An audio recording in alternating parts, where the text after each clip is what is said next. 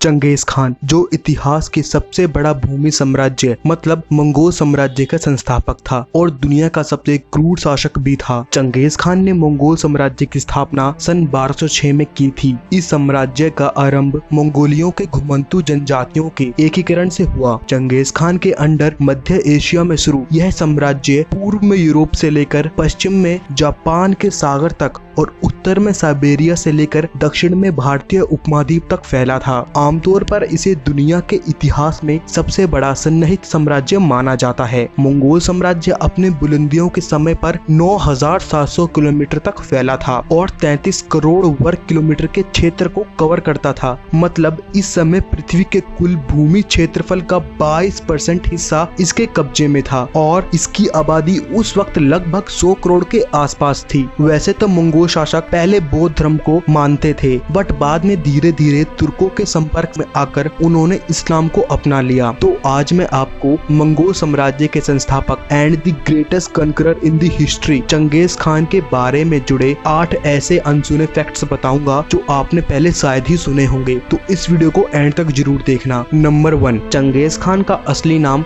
Genghis Khan नहीं था, बल्कि उसका असली नाम तैमुजीन था, जिसका अर्थ होता है लोहा या लोहार। जब 1206 में तैमुजीन को एक उनकी आदिवासी बैठक में मंगोल का नेता घोषित किया गया, जिसे उनकी आम भाषा में करतुलाई कहा जाता था, तब उसे चंगेज की उपाधि दी गई। और खान एक पारंपरिक शीर्षक है जिसका अर्थ नेता या शासक होता है। इतिहासकार अभी भी चंगेज के नाम की उत्पत्ति के बारे में अनिश्चित हैं। वह इतिहासकारों को लगता है कि चंगेज का अर्थ महासागर होता है, लेकिन आमतौर पर इसका अनुवाद सर्वोच्च शासक या सार्वभौमिक शासक के रूप में किया जाता है। नंबर 2, बचपन से ही चंगेज खान को मंगोलियाई स्टेपी पर जीवन की क्रूरता के साथ लड़ने के लिए मजबूर किया गया। चंगेज खान के पिता को उनके प्रतिद्वंदी तारतस ने जहर देकर मार दिया था और उस वक्त चंगेज खान की उम्र मात्र 9 वर्ष की थी। और फिर बाद में चंगेज खान की मां को उसके 9 बच्चों के साथ अपने ही गांव से निकाल दिया गया। इतना ही नहीं, बल्कि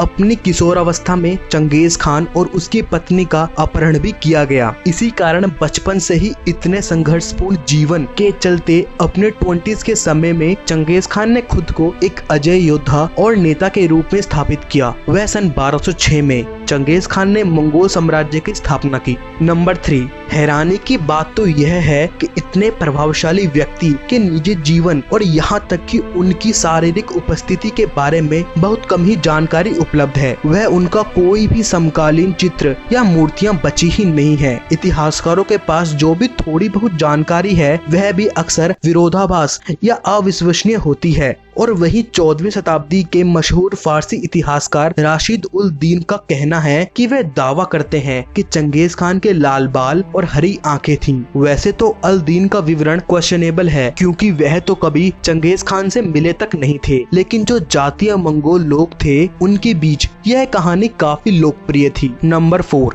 चंगेज खान की प्रतिभा पर गहरी नजर थी। वह आमतौर पर अपने अधिकारियों को वर्ग, वंश या पिछली निष्ठाओं के बजाय उनके कौशल और अनुभवों पर उन्हें प्रमोट करता था। इसका एक प्रसिद्ध उदाहरण यह भी है कि साल 1201 में अपने प्रतिद्वंदी तिजुक जनजाति के खिलाफ लड़ते समय चंगेज खान को एक तीर लगा, जिसके चलते वह मरते मरते बचा। बाद में जब चंगेज खान ने यह लड़ाई जीत ली तो उसने तिजुक जनजाति के लोगों को जेल में डाल दिया और उनसे पूछा कि किसने मुझे तीर मारा था। तब सारे कैदी वहाँ पर बहुत डरे हुए थे और चुप बैठे हुए थे, लेकिन तभी थोड़ी ही देर में एक कैदी बहादुरी से उठा और थोड़ा बहुत डरकर बोला कि मैंने तुम्हें तीर मारा था। तब चंगेज खान ने उस व्यक्ति की बहादुरी को देखकर उसे अपनी सेना में एक अधिकारी बना दिया और चंगेज खान के साथ अपनी पहली लड़ाई में चंगेज खान ने उस व्यक्ति को जेबे नामक उपनाम दिया और बाद में जेबे एशिया और यूरोप में अपनी विजय के दौरान मंगोल के सबसे महान क्षेत्र कमांडरों में से एक बना।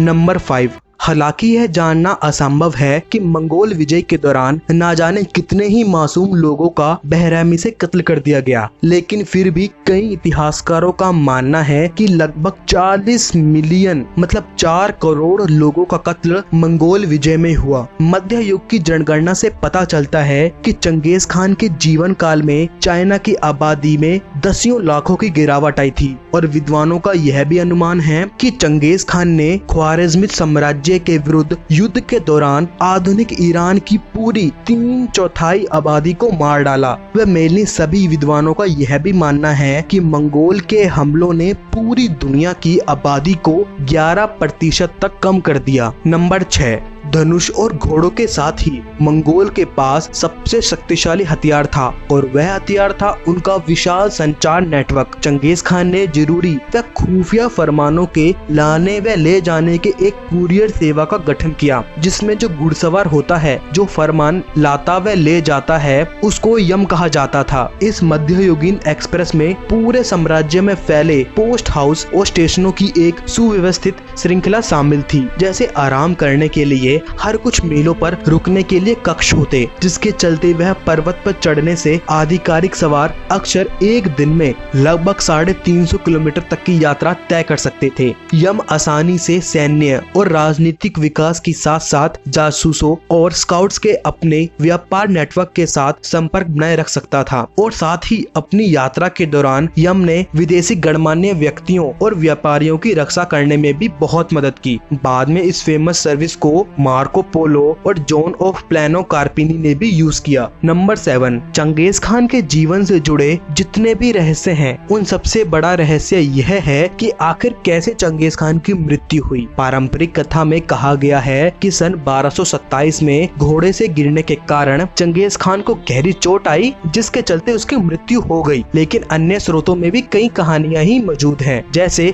एक कहानी में लिखा है कि चंगेज खान की मृत्यु मलेरिया के कारण हुई, या दूसरी कहानी में ये लिखा है कि चंगेज खान की मृत्यु उनके घुटने पर तीर लगने से हुई, और ऐसे ही बहुत कहानियां। लेकिन एक कहानी इन सबसे भी ज्यादा प्रसिद्ध है कि एक चीनी राजकुमारी को जबरन अपने पास रखने के चलते चंगेज खान की हत्या कर दी गई। लेकिन जो भी कारण हो, चंगेज खान की मृत्यु हो चुकी थी। लेकिन सबसे परेशानी वाली बात तो यह है कि चंगेज खान की बॉडी को कहाँ दफन किया गया, मतलब उनकी कब्र कहाँ पर है, यह आज तक कोई नहीं जानता। एक लोकप्रिय कहानी के अनुसार चंगेज खान चाहता था कि उसकी कब्र का लोकेशन कोई व्यक्ति ना जान सके, और अपने शासक की बात मानते हुए सभी सैनिकों ने चंगेज खान के अंतिम संस्कार के जुलूस के रास्ते में जितने भी लोग दिखे उन सबको मौत के घाट उतार दिया गया, ताकि किसी को भी चंगेज खान के दफनाने के स्थान के बारे में पता ना चल सके। और बाद में उन सैनिकों ने चंगेज खान की बॉडी को दफना दिया और चंगेज खान के कब्र के ऊपर हजारों घोड़े दौड़ाए गए, ताकि किसी एक व्यक्ति को भी पता ना चल सके कि चंगेज खान की बॉडी को कहां दफनाया गया। और फिर बाद में इन सैनिकों ने भी खुद को मार डाला। लेकिन कई इतिहासकारों का मानना है कि चंगेज खान की कब्र बुरखान खलदून नामक मंगोलियाई पर्वत पर या उसके आसपास ही स्थित होगी, लेकिन आज तक कब्र का सटीक स्थान अज्ञात है। नंबर 8, चंगेज खान को अब एक राष्ट्रीय नायक और मंगोलिया के संस्थापक पिता के रूप में देखा जाता है। लेकिन 20वीं शताब्दी में सोवियत शासन के दौरान मंगोलिया में चंगेज खान के मात्र नाम लेने पर ही बैन लगा दिया गया, और यहाँ तक कि सोवियत शासन ने मंगोलिया के स्कूलों की बुक से भी चंगेज खान के इतिहास को हटा दिया, ताकि चंगेज खान के बारे में कोई भी ना जान सके। व इसके अलावा सोवियत शासन ने लोगों को चंगेज खान के जन्म स्थान की तीर्थ यात्रा करने से भी मना कर दिया। लेकिन फिर बाद में 1990 के दशक में देश को सोवियत शासन से आजादी मिली, और बाद में चंगेज खान को मंगोलियाई इतिहास में पूर्ण दर्ज कर दिया गया। वह द ग्रेट खान का नाम देश के प्रमुख हवाई अड्डे उलान बटोर में रखा, और चंगेज खान का चित्र मंगोलियाई मुद्रा पर भी दिखाई देता है। तो दोस्तों, आपको वीडियो कैसी लगी कमेंट सेक्शन में जरूर बताएं, और अगर आपको वीडियो अच्छी लगी तो इस वीडियो को लाइक करें, ज्यादा से ज्यादा इस वीडियो को शेयर करें, एंड अगर आपने अभी तक इस चैनल को सब्सक्राइब नहीं करा है तो जल्दी से कर ले, and notification bell icon on पर प्रेस कर दें। तो मिलता हूँ आपसे अगली वीडियो में। धन्यवाद।